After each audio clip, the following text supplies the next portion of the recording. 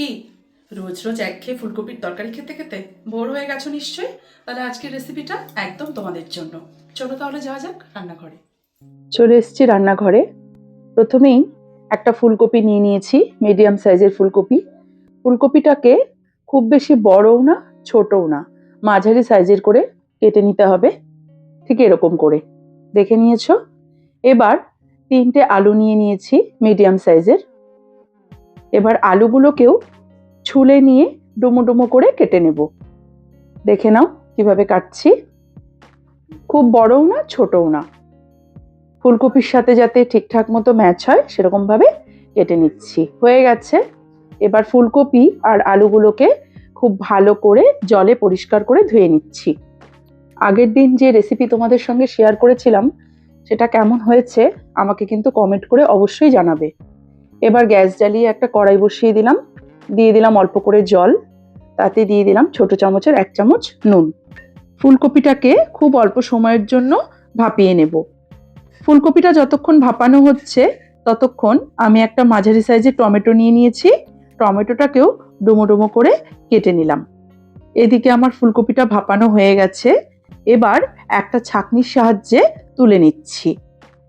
খেয়াল রাখতে হবে ফুলকপিটা যেন খুব বেশি নরম না হয়ে যায়, না হলে পরে ভেঙে যাবে। হয়ে গেছে। এবার একটা ব্যাটার বানাতে হবে। নিয়ে নিচ্ছি 3 চামচ বেসন। তোমরা তোমাদের পরিমাণ মতো কিন্তু বেসনের পরিমাণটা নিয়ে নেবে, যে যতটা ফুলকপি নেবে। এবার নিয়ে নিচ্ছি 2 চামচ কর্নফ্লাওয়ার, চালের গুঁড়োও নিতে পারো। দিলাম অল্প হিং, গোটা জিরে, স্বাদ মতো নুন আর অল্প জিরের গুঁড়ো। সব কিছু দিয়ে নেড়েচেড়ে খুব ভালো করে মিশিয়ে নিয়ে অল্প অল্প করে জল দিয়ে হালকা ঘন করে একটা ব্যাটার তৈরি করে নিতে হবে। ঠিক এরকম। এবার গ্যাস জ্বালিয়ে নিচ্ছি, বসিয়ে দিচ্ছি একটা কড়াই। কড়াইতে দিয়ে দিলাম পরিমাণ মতো সর্ষের তেল। এবার একটা একটা করে ফুলকপি ওই ব্যাটারে চুবিয়ে নিয়ে তেলে ছেড়ে দিতে হবে। তেলে ছেড়ে দিয়ে হালকা লালচে সোনালি করে ভেজে নিতে হবে।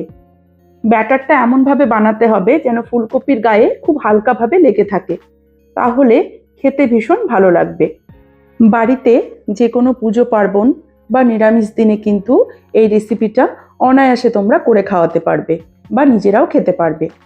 এবার একটা বাটিতে আমি আমুলের টক দই নিয়ে নিলাম 1 চামচ লঙ্কা গুঁড়ো, 1 চামচ জিরে গুঁড়ো, 1 চামচ ধনে গুঁড়ো আর 1 চামচ হলুদ দিয়ে খুব ভালো করে নেড়েচেড়ে মিশিয়ে নিলাম। ওই ফুলকপির ভাজার তেলেই কিন্তু আমি আলুগুলোও ছেড়ে দিয়েছি। একটু নুন দিয়ে খুব ভালো করে লাল করে ভেজে নিচ্ছি। ভাজা হয়ে গেছে, তুলে নিলাম। এবার ওই তেলে আরও কিছুটা সর্ষের তেল দিয়ে দিলাম 2টো শুকনো লঙ্কা আর 2টো তেজপাতা, আর দিয়ে দিচ্ছি অল্প একটু চিনি। নিরামিষ তরকারিতে চিনি দিলে তরকারির কালারও ভালো আসে আর খেতেও ভালো লাগে। দিয়ে দিলাম অল্প হিং, পছন্দ না হলে স্কিপ করতে পারো। এবার দিয়ে দিলাম ডুমো করে কেটে রাখা টমেটো।